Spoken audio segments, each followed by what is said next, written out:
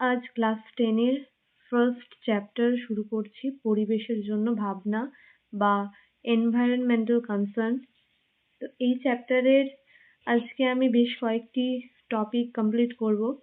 প্রথমে হচ্ছে বায়ুমণ্ডলের গঠন, তার মধ্যে রয়েছে বায়ুমণ্ডলের বিভিন্ন স্তর, সেগুলো সম্পর্কে আলোচনা করব।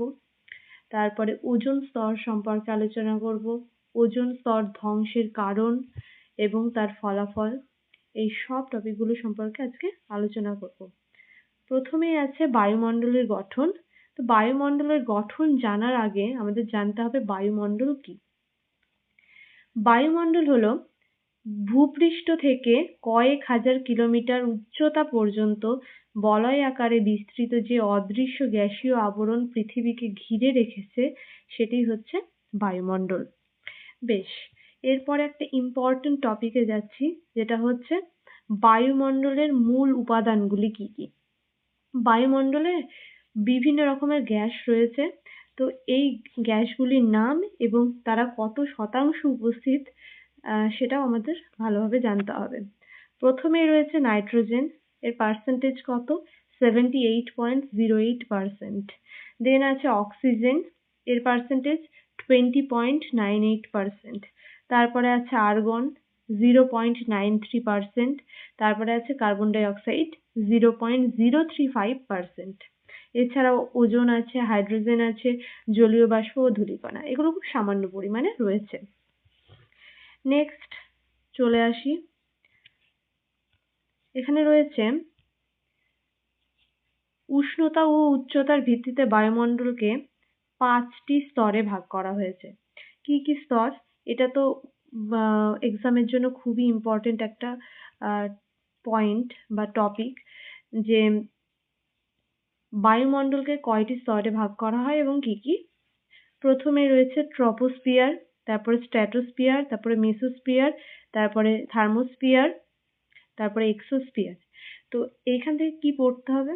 এখান থেকে মেন যে পয়েন্টটা বা সব থেকে ইম্পর্টেন্ট হচ্ছে গ্যাসীয় উপাদান কি কি থাকে, এটা তো আসেই।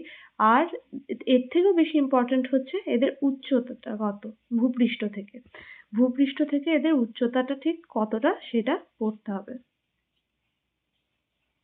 প্রথমে যেমন আছে ট্রপোস্ফিয়ার, ট্রপোস্ফিয়ারের উচ্চতা কত? 0 থেকে 12 কিলোমিটার পর্যন্ত। তারপর স্ট্র্যাটোস্ফিয়ারের ক্ষেত্রে 12 থেকে 45, মেসোস্ফিয়ারের 45 থেকে 85 কিলোমিটার, থার্মোস্ফিয়ারের 85 থেকে 500 কিলোমিটার। তারপরে রয়েছে এক্সোস্ফিয়ার, এটা 500 থেকে 1000 কিলোমিটার। তাহলে এই পয়েন্টটা আর এই পয়েন্টটা, এটা হচ্ছে সব থেকে ইম্পর্টেন্ট পয়েন্ট।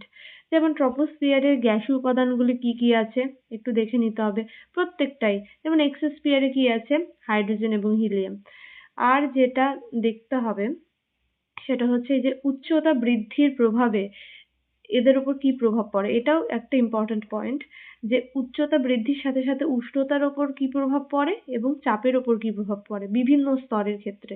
যেমন ট্রপোস্ফিয়ারের ক্ষেত্রে উচ্চতা বৃদ্ধির সাথে সাথে উষ্ণতা কি হচ্ছে? কমে যাচ্ছে, আর চাপ কি হচ্ছে? কমছে। স্ট্র্যাটোস্ফিয়ারের ক্ষেত্রে কি হয় না, উচ্চতা বৃদ্ধির সাথে সাথে উষ্ণতা বাড়ে, চাপ কমে যায়। মেসোস্ফিয়ারে উষ্ণতা কমে, চাপ কমে। থার্মোস্ফিয়ারে উষ্ণতা বাড়ে, চাপ কমে। আর এক্সোস্ফিয়ারে উষ্ণতা বাড়ে আর চাপ কমে যাচ্ছে। তাহলে এই সব কটা মানে এই যে তিনটে আমি টিক দিয়ে দিলাম, এই তিনটে জিনিস এই চারটে থেকে দেখতে হবে এবং এগুলো এক্সামে আসে। এরপরে নেক্সট টপিকে যাই। আচ্ছা, এরপরে ট্রপোস্ফিয়ার সম্পর্কে একটু জেনে নিই। ট্রপোস্ফিয়ারে কি না, এই অঞ্চলের বায়ুতে ধূলিকণা, জলীয় বাষ্প, মেঘ ইত্যাদি থাকে। ঝড় ও বৃষ্টি, বজ্রপাত প্রভৃতি প্রাকৃতিক ঘটনাগুলি ঘটে থাকে, তাই একে ক্ষুব্ধমণ্ডল বলে। এটা একটা ইম্পর্টেন্ট পয়েন্ট এক্সামের জন্য, যে ক্ষুব্ধমণ্ডল কাকে বলে, এটা আসে কোশ্চেনে। তো ক্ষুব্ধমণ্ডল ট্রপোস্ফিয়ারকে বলে। কেন বলা হয়? কারণ এই স্তরটায় ধূলিকণা, জলীয় বাষ্প, মেঘ এগুলো থাকছে এবং ঝড়, বৃষ্টি, বজ্রপাত এই ঘটনাগুলো ঘটে, এই জন্য একে ক্ষুব্ধমণ্ডল বলে। নেক্সট পয়েন্ট, ট্রপোপজ কি? ট্রপোপজ হচ্ছে কি বলা আছে এখানে, 12 কিলোমিটার উচ্চতার আশেপাশে যে অঞ্চলে ট্রপোস্ফিয়ার ও স্ট্র্যাটোস্ফিয়ারের সংযোগ ঘটে এবং উচ্চতার সঙ্গে, এটা হবে উষ্ণতার, যাই হোক টাইপিং মিস্টেক আছে, উষ্ণতার কোনো পরিবর্তন ঘটে না, তাকে ট্রপোপজ বলে। তাহলে কি, ট্রপোপজটা মেনলি ট্রপোস্ফিয়ার এবং স্ট্র্যাটোস্ফিয়ারের সংযোগ স্তর, ঠিক আছে, এবং যেখানে কোনো উষ্ণতার পরিবর্তন ঘটছে না। তাহলে 12 কিলোমিটার উচ্চতার আশেপাশে যে অঞ্চলে ট্রপোস্ফিয়ার ও স্ট্র্যাটোস্ফিয়ারের সংযোগ ঘটছে সেটাই হচ্ছে আমাদের tropopause. Next point, stratosphere. Stratosphere, আচ্ছা, ট্রপোস্ফিয়ারকে কি বলে জানলাম, ক্ষুব্ধমণ্ডল। ঠিক তেমনই স্ট্র্যাটোস্ফিয়ারের একটা নাম আছে, এর নাম হচ্ছে শান্তমণ্ডল। তাহলে কি, কেন একে শান্তমণ্ডল বলা হয়? যেমন ট্রপোস্ফিয়ারের ক্ষেত্রে কোশ্চেন আসতে পারে, ট্রপোস্ফিয়ারকে কেন ক্ষুব্ধমণ্ডল বলে, ঠিক তেমনই স্ট্র্যাটোস্ফিয়ারকে কেন শান্তমণ্ডল বলে? কারণ এই অঞ্চলে খুব কম পরিমাণ বায়ু থাকে এবং ধূলিকণা ও জলকণা না থাকায় ঝড়, বৃষ্টি, মেঘ কিছুই হয় না এগুলো, তাই একে শান্তমণ্ডল বলা হয়। এছাড়াও এর কয়েকটি ইম্পর্টেন্ট পয়েন্ট রয়েছে, যেমন জেট প্লেনগুলো এই স্তর দিয়ে চলাফেরা করে। কেন চলাফেরা করে? এটা তো শান্তমণ্ডল, এখানে তো মেঘ, বৃষ্টি, ঝড় কিছুই হয় না। এখানে অক্সিজেন প্রায় না থাকায় শ্বাস প্রশ্বাস নেওয়া যায় না। নেক্সট হচ্ছে স্ট্র্যাটোস্ফিয়ারকে ওজোনোস্ফিয়ারও বলে। তাহলে স্ট্র্যাটোস্ফিয়ারের কটা নাম পেলাম? দুটো নাম, একটা শান্তমণ্ডল আর একটা হচ্ছে একে ওজোনোস্ফিয়ারও বলা হয়। বায়ুমণ্ডলের মোট ওজোন গ্যাসের 90% থাকছে কিন্তু এই স্ট্র্যাটোস্ফিয়ারে। তাহলে এখান থেকে স্ট্র্যাটোস্ফিয়ারের এই যে পয়েন্টগুলো বললাম এগুলো কিন্তু খুবই ইম্পর্টেন্ট পয়েন্ট, এবং ইম্পর্টেন্ট পয়েন্টগুলোই আমি এখানে দেওয়ার চেষ্টা করেছি, এগুলো খুব ভালোভাবে তৈরি করবে। Next point, stratopause. স্ট্র্যাটোপজ কি না, ট্রপোপজ কি দেখলাম, ট্রপোস্ফিয়ার ও স্ট্র্যাটোস্ফিয়ারের সংযোগস্থলকে বলছে। আর এটা স্ট্র্যাটোস্ফিয়ার ও মেসোস্ফিয়ারের সংযোগস্থলে যে অঞ্চলে উচ্চতার সঙ্গে উষ্ণতার কোনো পরিবর্তন ঘটে না তাকে বলা হচ্ছে স্ট্র্যাটোপজ। ঠিক আছে, আচ্ছা, নেক্সট পয়েন্ট হচ্ছে মেসোস্ফিয়ার। মেসোস্ফিয়ারের একটা ইম্পর্টেন্ট পয়েন্ট আছে, সেটা হচ্ছে মেসোপজ। কি সেটা? মেসোস্ফিয়ারের যে সীমায় যে অঞ্চলে উচ্চতা বৃদ্ধিতেও উষ্ণতা স্থির থাকে, এটা প্রায় -100°C, তাকে মেসোপজ বলা হয়ে থাকে। আচ্ছা, নেক্সট পয়েন্টে চলে আসবো, থার্মোস্ফিয়ার। থার্মোস্ফিয়ার কি? এখানে বাতাস প্রায় থাকে না, তাই আকাশ কালো দেখায়। থার্মোস্ফিয়ারের একটি অংশে গ্যাসের অণুগুলি আয়নিত অবস্থায় থাকে, তাই একে আয়নোস্ফিয়ার বলে। তাহলে থার্মোস্ফিয়ারের অপর একটি নাম কি? আয়নোস্ফিয়ার। একে আয়নোস্ফিয়ার কেন বলা হয়? কারণ থার্মোস্ফিয়ারের একটি অংশে গ্যাসের অণুগুলি আয়নিত অবস্থায় থাকছে, এই আয়নিত অবস্থায় থাকার জন্য একে আয়নোস্ফিয়ার বলা হয়ে থাকে। এর আরেকটা ইম্পর্টেন্ট পয়েন্ট রয়েছে, দুটো ইম্পর্টেন্ট পয়েন্ট। একটা হচ্ছে এই অঞ্চলের রেডিও তরঙ্গ প্রতিফলিত হয়ে ভূপৃষ্ঠে ফিরে আসে, তাই বেতার যোগাযোগ সম্ভব হয়। আর এই স্তরে মহাকাশ স্টেশন অবস্থান করে। আরেকটা যেটা খুব ইম্পর্টেন্ট, সেটা হচ্ছে এই স্তরে কিন্তু মেরুজ্যোতি দেখা যাচ্ছে। এটা আমি তিনটে জিনিস পেলাম, এই পয়েন্টটা থেকে আমি তিনটে জিনিস পেলাম। একটা হচ্ছে বেতার যোগাযোগ সম্ভব এই স্তরে আমাদের হচ্ছে মহাকাশ স্টেশন থাকছে, আর মেরুজ্যোতি দেখা যাচ্ছে। নেক্সট পয়েন্ট আর সব থেকে লাস্টের যে স্তরটা, সেটা হচ্ছে আমাদের এক্সোস্ফিয়ার। এই এক্সোস্ফিয়ার কি? এই স্তরে হিলিয়াম ও হাইড্রোজেন গ্যাস থাকছে, আর এই অঞ্চলে কৃত্রিম উপগ্রহ। এটা কিন্তু পরীক্ষায় আসে যে কৃত্রিম উপগ্রহ কোন স্তরে থাকে, অ্যান্সার হবে এক্সোস্ফিয়ার।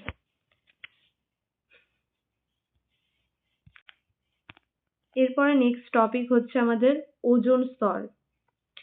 ওজোন স্তর, ওজোন স্তর, এই টপিকটা তো একদম খুব ইম্পর্টেন্ট টপিক, নানান রকমের প্রশ্ন এখান থেকে আসে। প্রথমে দেখে নেব যে ওজোন স্তরটা কি। আচ্ছা, স্ট্র্যাটোস্ফিয়ারের ওজোন স্তর সূর্যকিরণের ক্ষতিকর অতিবেগুনি রশ্মিকে শোষণ করে পৃথিবীতে আসতে বাধা দেয় এবং জীবজগৎকে ওই ভয়ঙ্কর রশ্মির হাত থেকে রক্ষা করে। তাই স্ট্র্যাটোস্ফেরিক ওজোন স্তরকে প্রাকৃতিক সৌরপর্দা বলা হয়ে থাকে। তার মানে এই যে ওজোন স্তর, ওজোন লেয়ার কাকে বাধা দিচ্ছে আসতে পৃথিবীতে?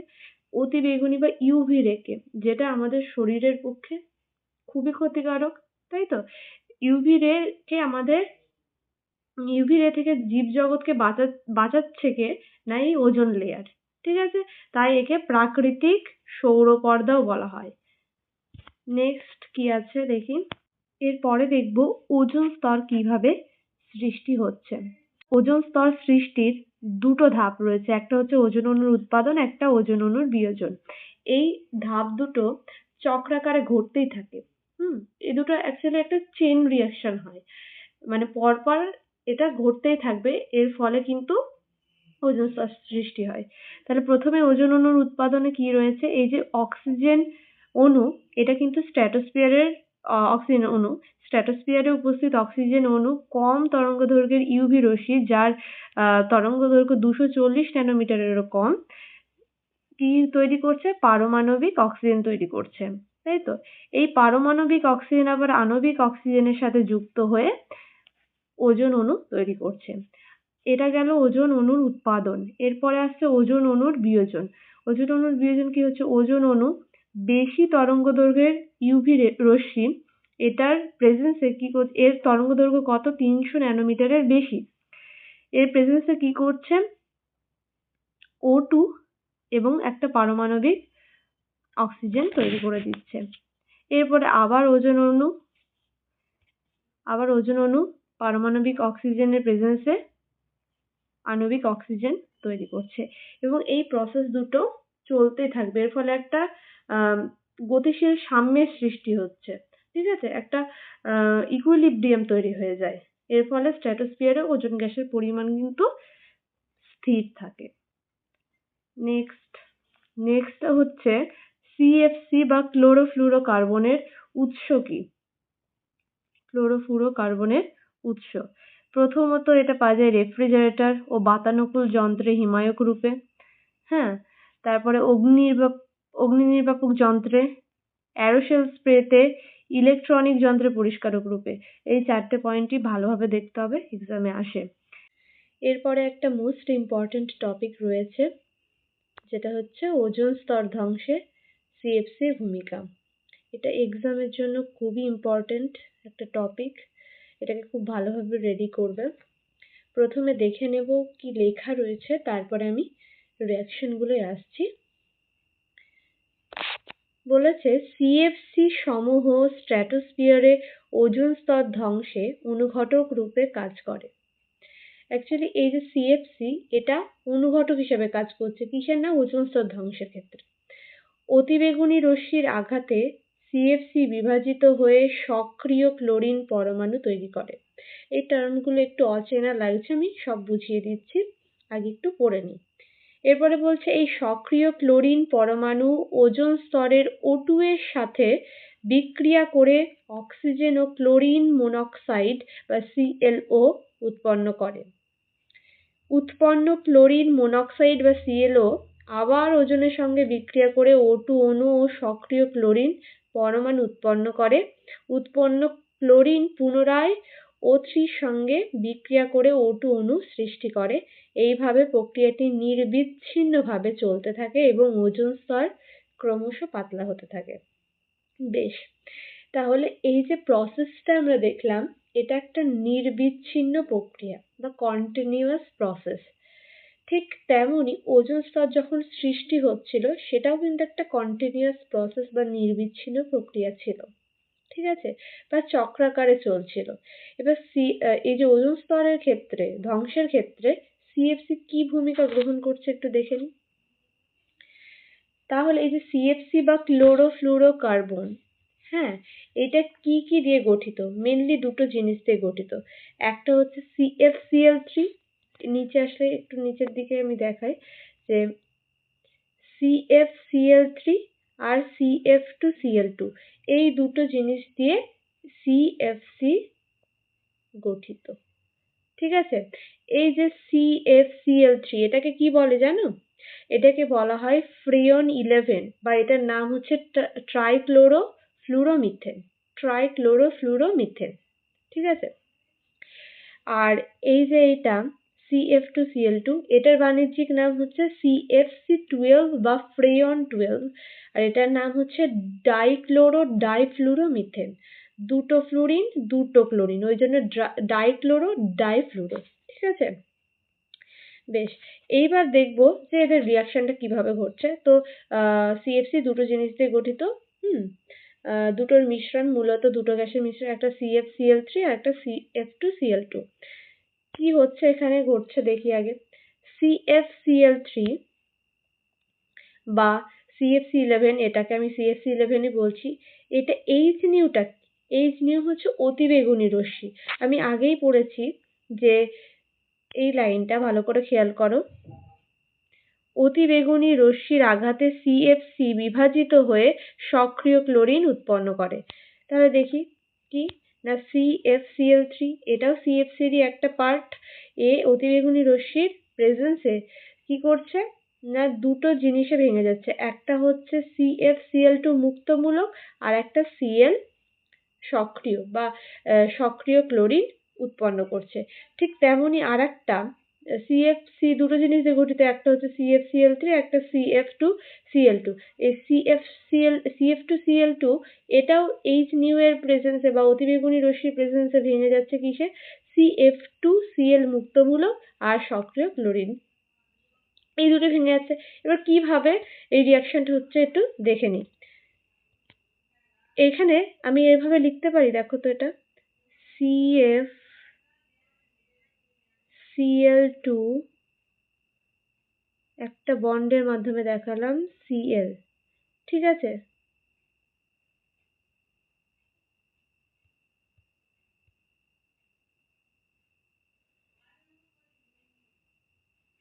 ঠিক আছে, এবার এই একটা বন্ড মানে এর মধ্যে কটা ইলেকট্রন রয়েছে, দুটো ইলেকট্রন। এবার দুটো বিভাজিত হয়ে যাবে, একটা এদিকে চলে আসছে, একটা এইদিকে। এই অ্যারোটাকে বলা হচ্ছে ফিশ হুক অ্যারো, ঠিক আছে। এবার এর ওপর একটা মুক্তমূলক, এর ওপর একটা মুক্তমূলক। দুটো ইলেকট্রন দিয়ে একটা বন্ড গঠিত হয় এবং দুদিকে ডিস্ট্রিবিউট হয়ে যাচ্ছে, দিয়ে তৈরি করছে এই একটা মুক্তমূলক এবং এই একটা সক্রিয় পরমাণু। তাহলে বোঝা গেল এই রিয়াকশন থেকে এই রিয়াকশনটা সমান এইটা লেখাই যেতে পারে, মানে এইটা থেকেই আমরা এটা পাচ্ছি। এরপরে চলে আসি নেক্সট রিয়াকশনে। এই যে CF2Cl2, এটা অতিবেগুনি রশ্মির সংস্পর্শে এসে কি করছে না, CF2Cl মুক্তমূলক এবং সক্রিয় ক্লোরিন পরমাণু তৈরি করছে। তাহলে এটা কিভাবে ঘটছে, CF2Cl আর একটা Cl কে বন্ডের মাধ্যমে যদি দেখাই, CF2 এখানটায় দেখাই, CF2Cl আর একটা বন্ডের মাধ্যমে দেখাচ্ছে Cl। এটাও ঠিক সেইভাবে ফিশ হুক অ্যারোর মাধ্যমে এর মাথার উপর যাচ্ছে, এটা এর মাথার উপর। তাহলে এটা কি তৈরি হয়ে যাচ্ছে, এখান থেকে আমি এই রিয়াকশনটা বলতেই পারি যে এখানে একটা মুক্তমূলক তৈরি হচ্ছে, এর মাথার উপর একটা মুক্তমূলক থাকবে, এখানে একটা মুক্তমূলক। তাহলে এটা সক্রিয় ক্লোরিন তৈরি হয়ে যাচ্ছে, এটা হচ্ছে CF2Cl মুক্তমূলক তৈরি হয়ে যাচ্ছে। বেশ, এরপরে দেখব এই যে মুক্তমূলক এখানে পেলাম, এই সক্রিয় ক্লোরিনটা O3 এর সাথে বিক্রিয়া করছে। এখানে আগেই পড়েছিলাম যে এই যে এখানটায় রয়েছে, সক্রিয় ক্লোরিন পরমাণু ওজোন স্তরের O2 এর সঙ্গে বিক্রিয়া করে অক্সিজেন ও ক্লোরিন মনোক্সাইড উৎপন্ন করে। দেখি এবার রিয়াকশনের মাধ্যমে এটা, এই যে সক্রিয় ক্লোরিন, এটা O3 বা ওজোনের সাথে বিক্রিয়া করছে, ওজোন স্তরের O3 এর সাথে বিক্রিয়া করছে, ওজোন গ্যাসের সাথে বিক্রিয়া করে ClO, এটা একটা মুক্তমূলক পাচ্ছে, আর O2 গ্যাস পাচ্ছি। কি হচ্ছে, এখান থেকে একটা অক্সিজেন যদি এখানে চলে আসে, তাহলে কি হচ্ছে, একটা ক্লোরিনের সাথে যুক্ত হয়ে যাচ্ছে, যুক্ত হয়ে কিন্তু এই যে এটা গঠন করছে ClO, মাথায় মুক্তমূলক থাকছে এর একটা। আর তাহলে এখানে দুটো, এখান থেকে তাহলে একটা অক্সিজেন চলে গেলে আর দুটো অক্সিজেন পড়ে থাকছে এবং এইটা পাচ্ছি O2 অণু পাচ্ছি, ঠিক আছে। এরপরে নেক্সট বিক্রিয়াটা যেটা বলছে, নেক্সট বিক্রিয়াটা এই যে এইটা, এখানে এই যে এই ClO মুক্তমূলকটা পেলাম, এই ClO মুক্তমূলক O3 এর সাথে আবার বিক্রিয়া করছে এবং করে দুই অণু অক্সিজেন এবং একটা সক্রিয় ক্লোরিন তৈরি করছে। এটা কিভাবে তৈরি হচ্ছে দেখে নিই। এই যে ClO এর মাথায় মুক্তমূলক, এখান থেকে এই ClO ধরলাম একটা অক্সিজেন দিয়ে দিল, আর O3 একটা অক্সিজেন দিয়ে দিল। তাহলে এখান থেকে একটা অক্সিজেন, এখান থেকে একটা অক্সিজেন, এখান থেকে আমি পাচ্ছি একটা অক্সিজেন অণু। ঠিক আছে, তাহলে এখানে কি পড়ে থাকলো, এখানে পড়ে থাকলো Cl পড়ে থাকলো এবং মাথায় তার মুক্তমূলক বা সক্রিয় ক্লোরিন হয়ে গেল। আর এখান থেকে, আর এইটার ক্ষেত্রে একটা অক্সিজেন দিয়ে দিয়েছে, আর পড়ে থাকলো দুটো অক্সিজেন, একটা অক্সিজেন দিয়ে মানে একটাও চলে গেছে, তাহলে O2 পড়ে থাকলো, তার মানে অক্সিজেন অণু পড়ে থাকলো। তার মানে এই দুটো মিলে দুটো অক্সিজেন অণু হলো। তার মানে আমরা লিখতে পারি এটা, তার মানে বলতেই পারি এই দুটোর বিক্রিয়ায় ClO মুক্তমূলক আর O3 বিক্রিয়ায় দুই অণু অক্সিজেন অণু আর একটা ক্লোরিন, সক্রিয় ক্লোরিন উৎপন্ন হয়। এবার কি বলছে দেখো, লাস্ট লাইন, একটি সক্রিয় ক্লোরিন পরমাণু লক্ষাধিক ওজোন অণুর বিয়োজন ঘটাতে পারে। ঠিক আছে, এই একটা সক্রিয় ক্লোরিন পরমাণু দিয়ে কিন্তু লক্ষাধিক ওজোন অণুর বিয়োজন ঘটানো সম্ভব, এবং এইভাবেই কিন্তু এই বিক্রিয়াগুলো পরস্পর চক্রাকারে চলতে থাকবে, এবং এই জন্যই এটা একটা নির্বিচ্ছিন্ন প্রক্রিয়া।